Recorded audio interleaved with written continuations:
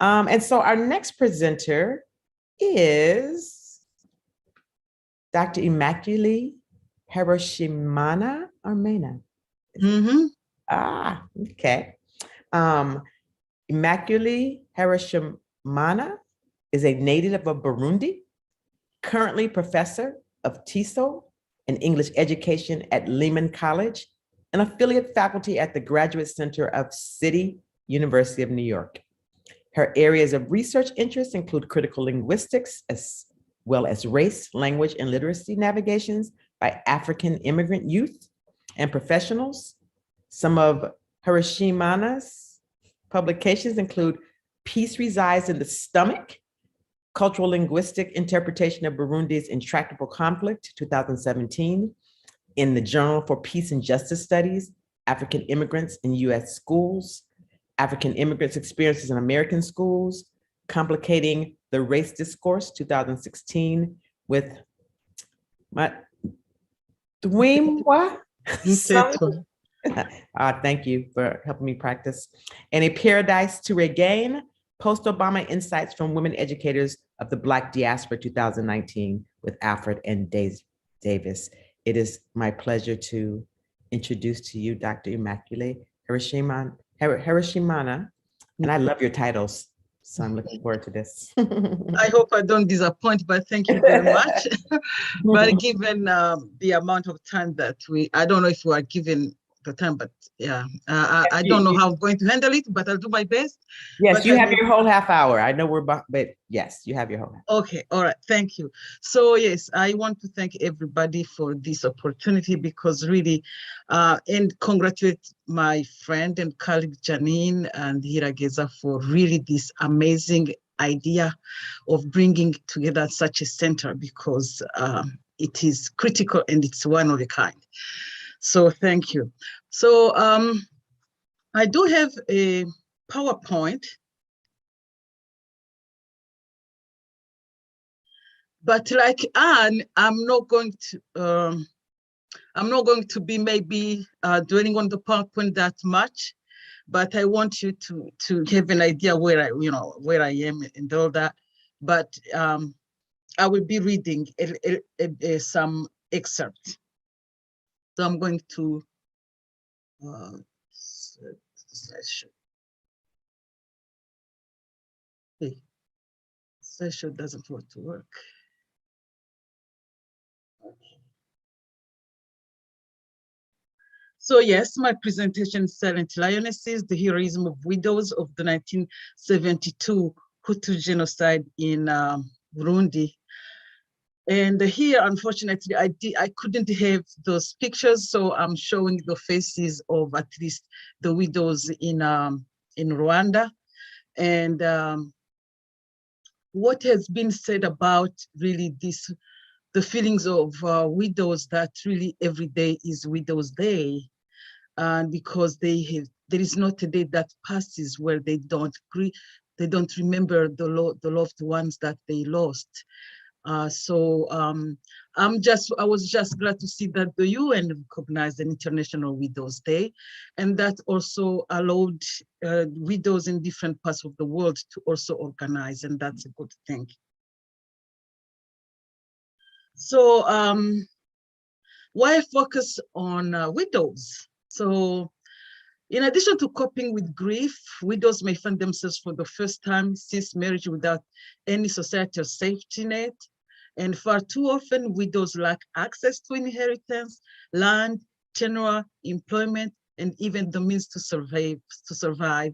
In places where a widow's status is linked to her husband, she may find herself suddenly shunned and isolated. Now, why the widows of Burundi? Just like little is known about the 1972 Hutu genocide in Burundi, which wiped away hundreds of thousands, many of Hutu male intellectuals, and left innumerable mothers widowed and children orphaned, little to nothing has been written about the pains and sufferings, but also of the heroism of Burundian young mothers who, in a matter of one night, woke up to the tragedy of being husbandless, homeless, and incomeless. Those widows who are they and what sets them apart from widows in other genocides, and why should they be heralded as heroes? Now, added with some ethnographic approaches and the social framing framework, I draw from my experience as an 11-year-old girl who witnessed the 1972 crisis and some anecdotal narratives from the survivors of the genocide to add a new layer to the existing and dominant narrative of women and or mothers amidst violent conflicts, which mainly focuses on gender-based violence. In addition to the shared plight as likely victims of sexual abuses by ruthless militia men and cruel army men, as we heard from the narratives in the Rwanda genocide, the widows of 1972 Hutu genocide were outcasted and denied the right to mourn. So most widows would, mourn, but those widows were special because they were denied the right to mourn. So a little bit, I have to make a slight correction about what was said yesterday, that really the case of Rwanda and Burundi are similar. I would argue that they are parallel, because when we say they are similar, we then tend to continue to create that confusion of what happened to the Hutus in Burundi and what happened to the Hutus in Rwanda. So sometimes people don't quite understand that most of the time Hutus in Burundi are victims, whereas the Hutus in Rwanda were also perpetrators. So I wanted to make that clarification. So in this presentation, I will give a brief anecdote, and then a brief historical background of the 1972 genocide, but I will not do that much because really Professor Mamdani did enough. I will introduce the concept of framing in the context of the 1972 genocide and the danger of framing for the widows of 1972. Then I will describe who those widows are, and then I will draw some conclusions. So my little anecdote goes like this. The night of doom for Hutu families in Burundi. I will never forget the night of April 29, 1972. I was 11 and had just entered 6th grade. It was evening and I had just arrived home from school. As it was customary, my mother sent me to the stream to fetch water. On that calm evening, I saw a plane hovering over my head. I dread planes anyway. So feeling afraid, I hurriedly filled my gourd and ran home. When the food was ready, we prayed, ate, and went to sleep as usual. At dawn, however, we heard heavy detonations of gunshots nonstop. I heard my parents telling each other, "Prate," which meant we are under attack. Indeed, we had been attacked, and the peaceful country I grew up knowing as the country of milk and honey became a country of cries and tears. Now, you have on the screen a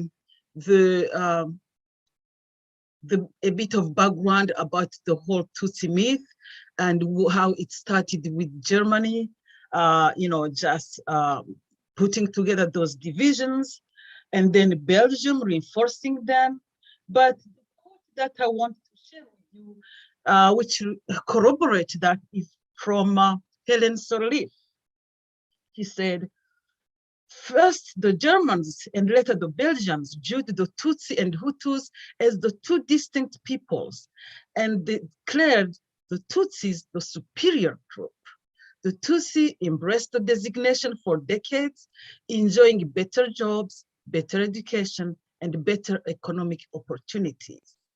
Time and time again," she says, "humanity has failed to appreciate the deep anger and resentment, the very real and dangerous pain that comes from being told you are inferior."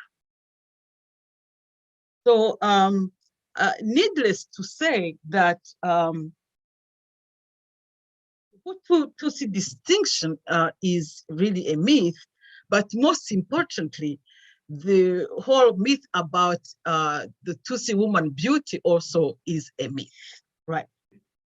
So I will be brief here again because it has been presented, but the narrative of the Nilotic Hamitic origin of Tutsi and of the Hutu being of Bantu race propagated by the white people is widespread and widely believed internationally.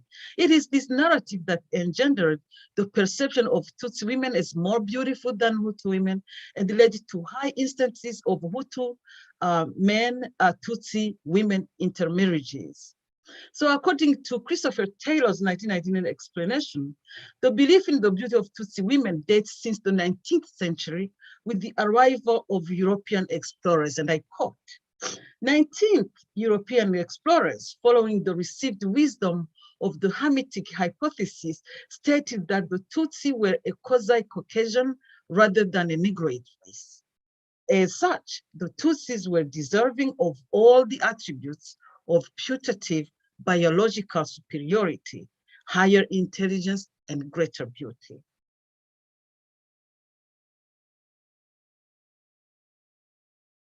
So, but this kind of description was challenged by some people because really it's difficult sometimes to believe in those kind of descriptions when we talk about intermarriages. So there is Peter Gwynn, a writer for National Geographic, in a humoristic tone, attempts to demystify the Hutu-Tutsi distinction. And here is what he says, and I tend to agree with him.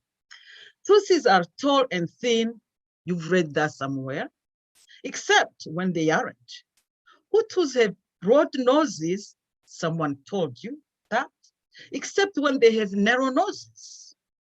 The real giveaway, however, is that traditionally Tutsis are herders and Hutus are farmers, except for the Tutsis who grow crops and the Hutus who keep cattle. So really, this kind of humoristic thing, analysis shows that you cannot quite tell who is who sometimes. And as he continues, he says that it's so difficult to tell them apart that even Tutsis and Hutus sometimes can struggle. But those distinctions still happen, and those distinctions are really the cause of the intractable conflict that we experience in Rwanda and Burundi. So for me, my argument is, it is difficult to claim with 100% certainty that after hundreds of years of coexistence and intermarriages, any Hutu or Tutsi person to claim a pure Hutu or Tutsi type. One undeniable fact remains true till today. Tutsi women are known to be way more beautiful than Hutu women, even if the practice of intermarriages aided with Gregor Mendel's laws of genetics can challenge this belief. The white narrative still predominates, and there are some blurbs that show that. For example, in Taylor says, in pre-end colonial times, taking a Tutsi wife was usually perceived as sign of social advancement on the part of a Hutu man. I got to say that there is truth to that, right? Apparently, though, watching the white man marry Tutsi women, maybe Hutu men were lured into being attracted to and occasionally establishing long-term sexual relationships with those women, widely reputed by Europeans to be more beautiful than Hutus. And those women, of course, enjoyed that designation, except that when the crisis hit, nobody knew what to expect. The unanticipated outbreak of Hutu-Tutsi violence in Burundi, which targeted Hutu intellectual males and left largely uneducated mothers and orphans, helpless and hopeless, left indelible scars in the hearts of the latter. It was incomprehensible how people who until yesterday were best friends, we saw it from Professor Lapkin's presentation, sharing from the same straw, right? It was inviting each other to share a meal and a conversation. People who offered each other daughters in marriage could turn against each other overnight, allegedly, because of fabricated ethnic differences. So countries of Hutu people, especially males in powerful positions, those in high ranks in the army, civil servants, businessmen, the clergy, as well as university and secondary students, were brutally arrested, some in front of their wives and children, and taken to jail, where they died from atrocious deaths and were buried in mass graves, stripped of any human dignity. And at home, the wives were left hopeless, helpless, and confused, kicked out of their homes without anywhere to take their children. And most tragic was the fact that they were not allowed to mourn their loved one's death, as they were falsely accused of high treason and framed as what we call abamenja in my language, which means traitors. So here I want to say something a bit about framing. So in non-technical terms, framing has been defined as the process by which people develop a particular conceptualization of an issue or reorient their thinking about an issue. I got to mention that usually framing really mainly applies to women, and I don't know why, but it also mainly applies to widows. So if you are a widow of 1972, you are framed as a wife of Mumenja. If you are a widow of to AIDS, you are framed also as untouchable. So it keeps happening to widows. But in Burundi, then, this framing notion was dangerous because it implied a lot of things. It implied that you could lose all your property, and whoever was framed as a Mumenja could be killed. So this is how a father who is an expert on Burundian culture defines the framing of Mumenja. So Mumenja comes from the verb kumenja, which means to revolt against one's king or ruler, to be found guilty of a crime of lese majesty. So the word Mumenja means rebellious or rebel, and it can also mean regicide. In fact, it's simple fact that in the traditional Burundi, that such people should be put to death. This is my translation, of course. And it is in that context that this paper was conceived with the purpose of rehabilitating the dignity of the widows of 1972 who have been, and their children who have been framed until today, and I'm sure it stays in their mind as the wife and child of Umumenja, which came with a lot of risks. Because among those risks was the fact that they could not mourn their dead. So in his bachelor's thesis, Mr. Lihokugayo described the problem for these women, these victims, as this. The families of victims had to behave as if everything was normal. No burials or mourning. Everything was as if the people who were executed were a disgrace for the family. It should be highlighted that it was strictly forbidden to cry for victims. It was decreed. It is forbidden to cry for an Mumenja. Whoever cries is himself considered an Mumenja. This is what these women endured that perhaps widows of the other crises did not endure. Dying Mumenja meant that the widows could not claim any property or money left by their husbands because they were accused of treason. It also meant that the children were viewed as offspring of Abamenja, inherited the label of their father. Now, as the rare women whose testimonies were captured in the Patrick Hajandi's documentary film relate, the surviving widows and children endured unfathomable pain, shame, and misery. And those who prevailed duly deserve to be held as heroes, yes, as lionesses, which is the main purpose of my presentation. So to provide, because of time, to provide a little bit of the description of the widows and the unanticipated downfall of interethnic marriages, I'll say this. The widows of 1972 come from both ethnic groups, Hutus and Tutsis. As the testimonies in Hajayani's documentary highlighted, throughout Burundian history, Hutu and Tutsi people coexisted peacefully, and interethnic marriages were a common occurrence. Education plays some role in this type of marriage because very few women had access to formal education during the colonial and post-independence era.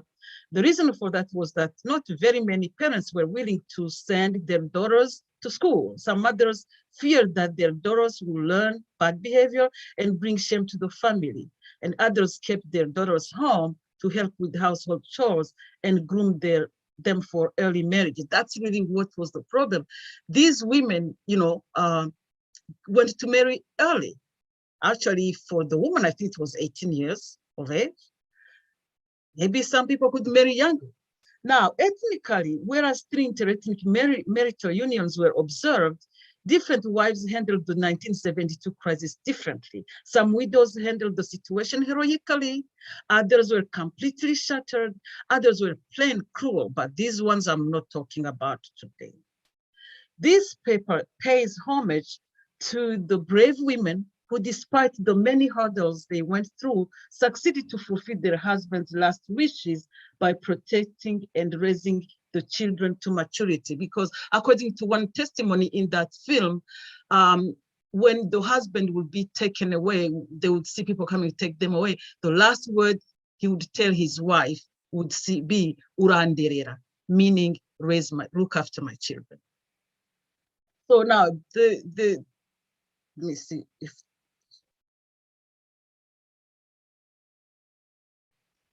So here are some interethnic and intraethnic unions that happened.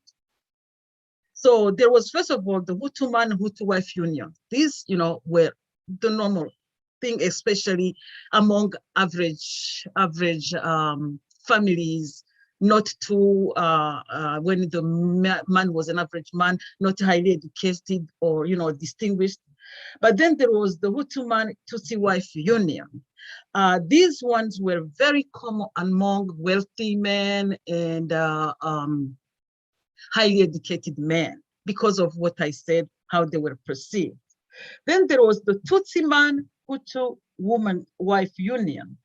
These ones were rare, but they could happen. For example, a Tutsi man could marry a Hutu woman from a good family or with a job. It was like to marry up, so to speak, but they were rare.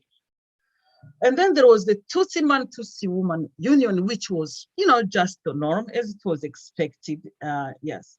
Now, these units which were formed without any anticipation of ethnic rivalries, they proved to be problematic when the population turned against each other in 1972 and the years that followed. And the crisis created three different types of widows whose experiences of and responses to the crisis varied. For example, and it also depended on where they were. So in predominantly Tutsi neighborhoods, Hutu women married to Hutu men, it was really, they went through the worst because some of them would be burned together alive in the house. But Tutsi women married to Hutu men, there were two possibilities. There were some Tutsi women who really would be loyal to their men, but there were also some Tutsi women who would betray their men. So there will be that. But normally, a wife swears loyalty to the husband. But when it came to those rivalries, things happen. Atrocious things happened. So in predominantly Tutsi neighborhoods, the Tutsi women really who stood by their men, they were disowned most of the time, and they had to go back to the villages and live with their children and live with, because the children were claimed to be children of Momenja, so they had to go back and start the new life with their in-laws, the Hutu in-laws. But then there were in the Hutu-dominant neighborhoods, it was quite interesting because when a Hutu woman married to a Hutu man, the Hutu man could be killed, yes, because they would come to get him, but normally she wouldn't lose her property. She would stay on the property because they lived in the villages. And for the Tutsi, interestingly, the Tutsi woman married to a Hutu, most of the time, the Tutsi woman would stand by the Hutu man and protect and organize his escape. So those ones, and maybe later on when peace came back, the men would return. But the problem happened in the ethnically mixed metropolitan areas, which is where really these educated men in big positions, they had amassed a lot of wealth, a lot of properties, cars, and everything. And in those cases, that was really difficult because that's where betrayal happened. For example, they would come and take the Hutu man and all the properties gone with them. The Tutsi women would denounce where their husbands are hiding so that they could come and take him so they could inherit the property with their families.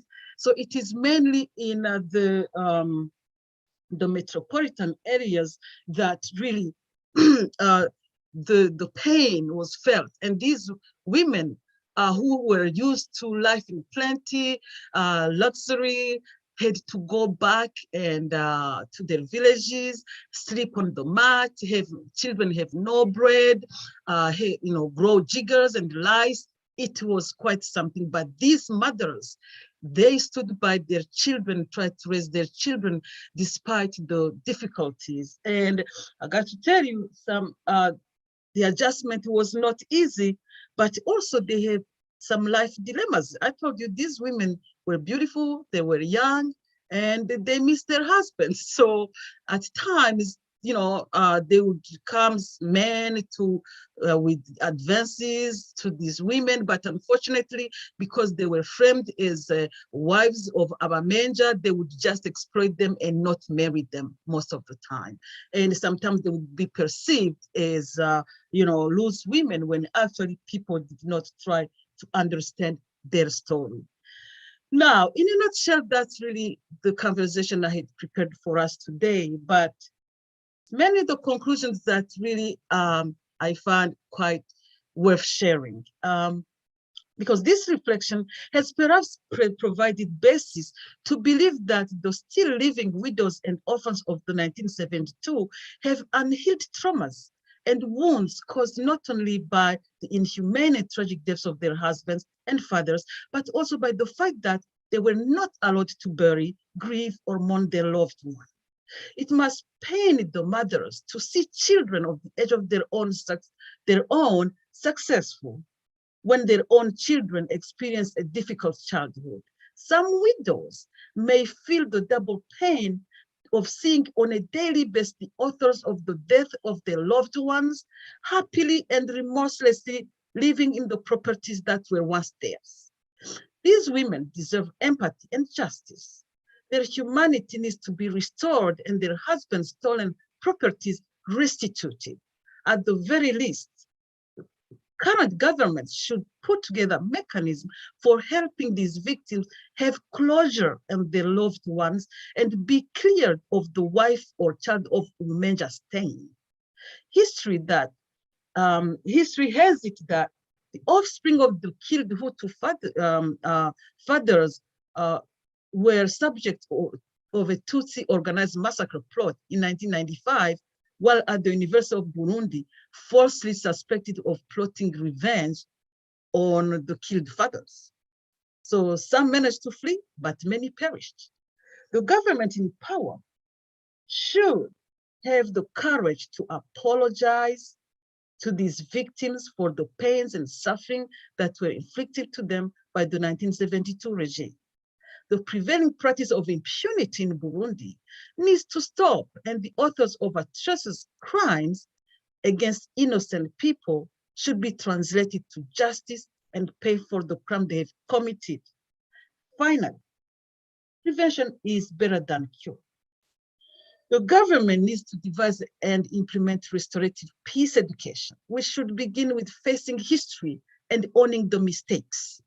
In schools from early age, children need to be taught about the old values of humanity, peaceful coexistence, and friendship that characterized neighbors and co-workers regardless of one's ethnic affiliation. The terrible Hutu-Tutsi colonial legacy needs to be revisited and dismantled.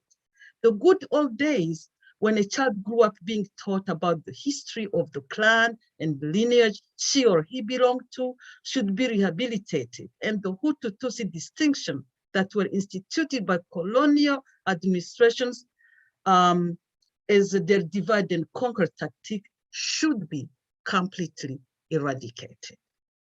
That's my presentation. Thank you. It's like perfect timing.